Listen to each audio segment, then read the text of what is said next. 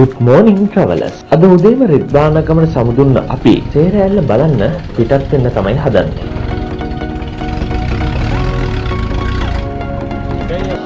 ඉතින් රිද්වානගමට ආවා වගේම ආපහු යද්දිත් වාහනේ නම් කැඩුනා.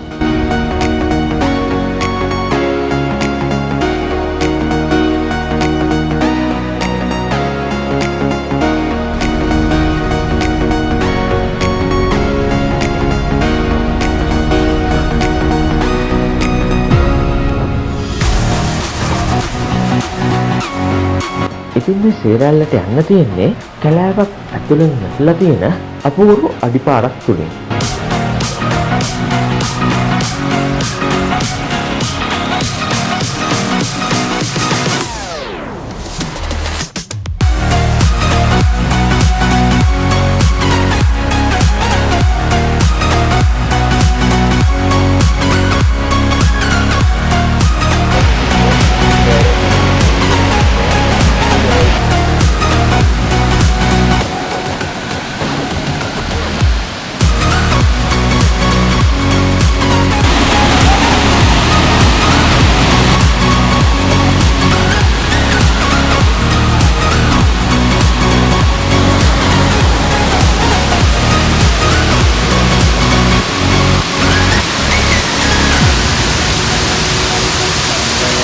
මෙම දියඇල්ල පිහිටලා තින්නේ මධ්‍යම පළාතට අයත් මාතලේ දිස්ත්‍රික්කයේ.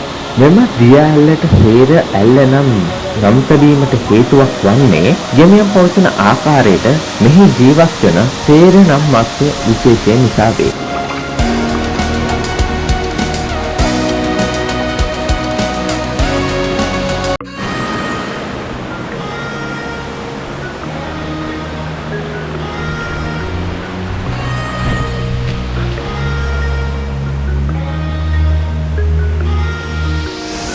ඔයාලා දන්නවා ඇති අපි දියැලකට ගියොත් අපිට අය කරනවා කොට දුරට උඩ තියෙන view එක ඔයාලට පෙන්වන්න. ඉතින් ඔයාලට මතක ඇති බෝපත්තල්ලේ ගිහත් අපි උඩ view එක පෙන්නුවා. ඉතින් මේකටත් යන්න පාරක් නැහැ. ඉතින් ඒත් අපි try එකක් දෙනවා කොමාරි පාරක් හොයාගෙන හරි ගිහිල්ලා ඒ view එක ඔයාලට පෙන්වන්න.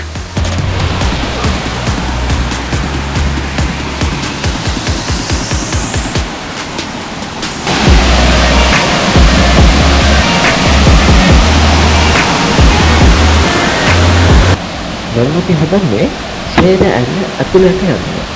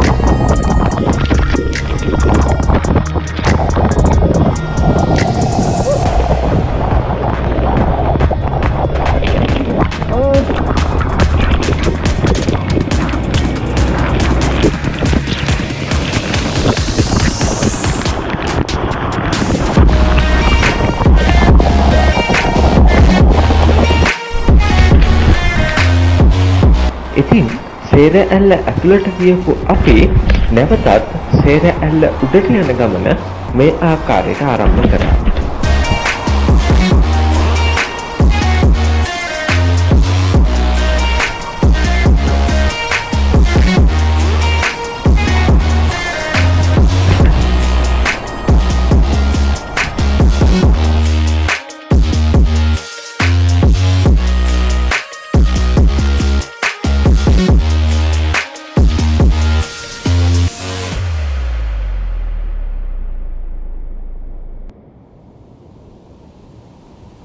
ඉතින් සේර ඇල්ල කියන්නේ ස්තර 3කින් සමන්විත ඇල්ලක්. බොහෝ දෙනෙක් දෙවෙනි ස්තරයේ වෙත පැමිණියත් සේර ඇල්ලේ උඩම ස්තරයේ වෙත යන්නේ නැහැ.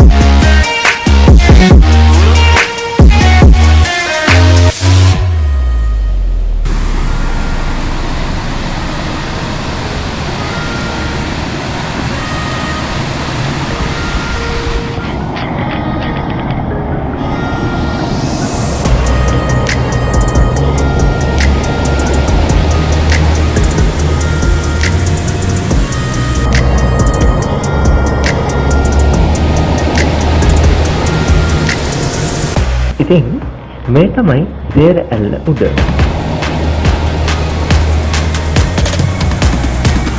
පාර මං කියන ඒවා ඇහෙනවද දන්නේ නැහැ. මේ එන වතුර පාර මේ ලයින් එකකින් ගිහිල්ලා අන්න අතන වතුර කැන්ට වටලා අතනින් තමයි දියැල්ල පල්ලෙහාට වැටෙන්නේ. ඊට පස්සේ ආය ගඟ විදියට දිගටම ගලාගෙන යනවා.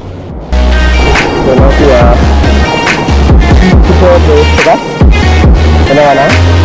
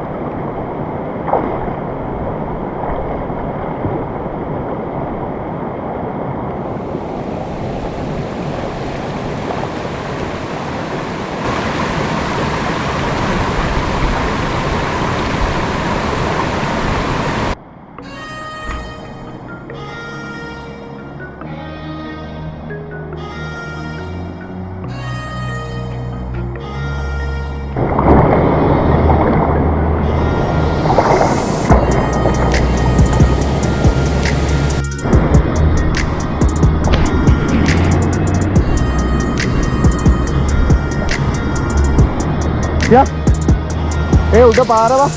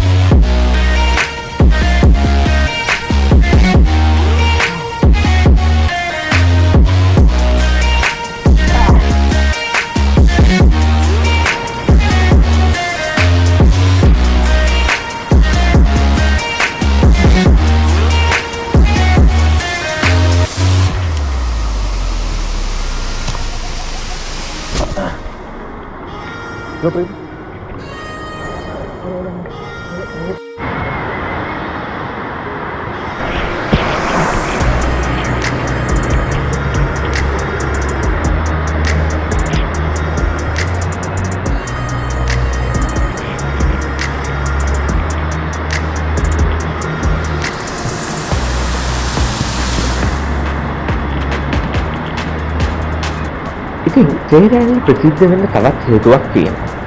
එනම් දිය ඇල්ල පිටුපස ඇති ගුහාවක සිට දිය ඇල්ල වැටෙන ආකාරය බැලීමට ඇති හැකියාව නිසාය.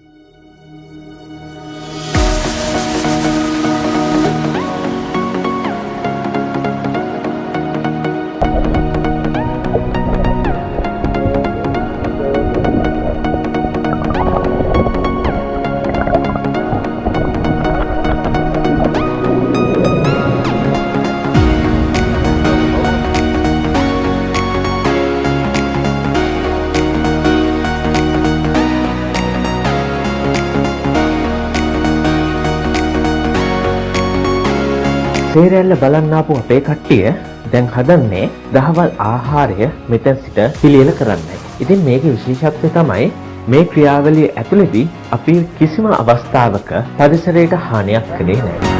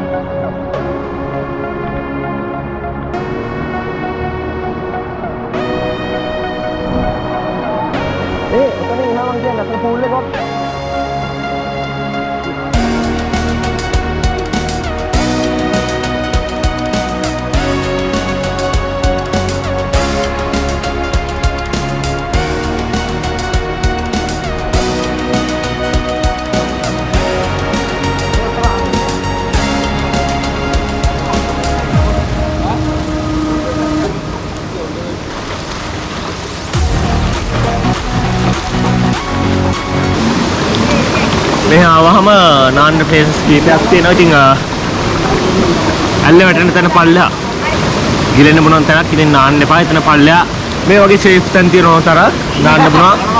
ගල් විතරයි තියෙන්නේ ඒ පරිස්සමෙන්.